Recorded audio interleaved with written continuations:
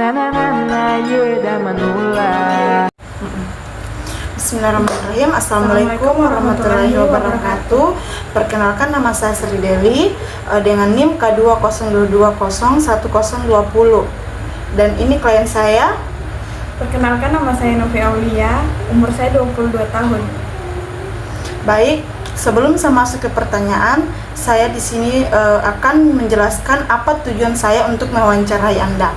Tujuan saya untuk mewawancarai ini adalah untuk menggali pemahaman masyarakat tentang kolesterol, termasuk perbedaan kolesterol baik, biasa disebut dengan HDL, dan jahat, yaitu biasa disebut dengan LDL, serta dampak terhadap kesehatan, dan juga mengidentifikasi perilaku daya gaya hidup yang mempengaruhi kolesterol, seperti dari pola makan, aktivitas fisik, atau stres yang berkontribusi pada tingginya kadar kolesterol, sehingga edukasi yang diberikan dapat lebih efektif dalam membantu mereka mengelola penyakit dengan lebih baik dan aman buat kesehatan mereka. Baik, di sini saya akan mewawancarai klien saya, di mana pertanyaan yang pertama itu, bolehkah Anda menceritakan apa sih yang biasanya Anda rasakan saat mengalami kayak sakit kepala atau pusing-pusing? Biasanya saya kalau ada pusing kepala, saya suka bawa tidur, terus kadang juga saya suruh pijit-pijit sama teman-temanku di kos. Baik, kita masuk ke pertanyaan kedua. Pertanyaannya itu, selain merasakan pusing, apakah Anda juga punya kayak seperti gejala-gejala lain selain pusing begitu? Selain pusing, kadang udah berat kepalaku, sakit sebelah kepala, ke sebelah kanan atau sebelah kiri. Terus kadang juga simpan salon pas, seperti itu.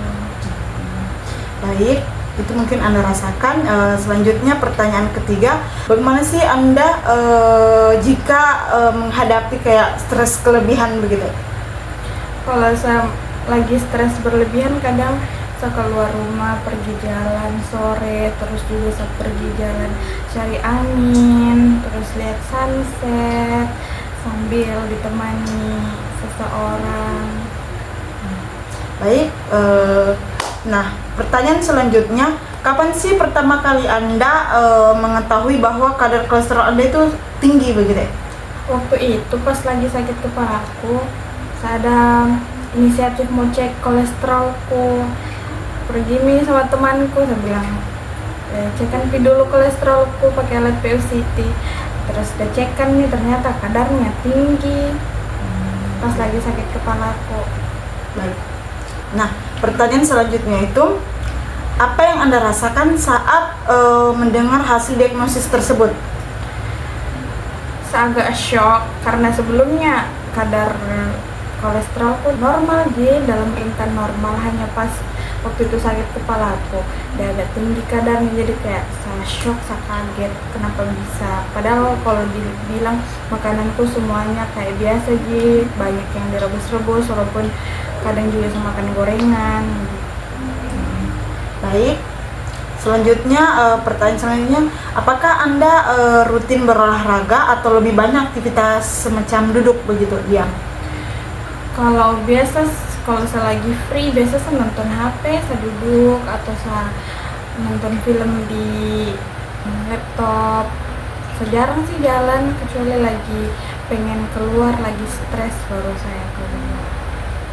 Baik, nah di sini ada pertanyaan yang terakhir. Pertanyaan itu, apakah Anda pernah mengalami kayak semacam nyeri dada atau kayak kesemutan begitu?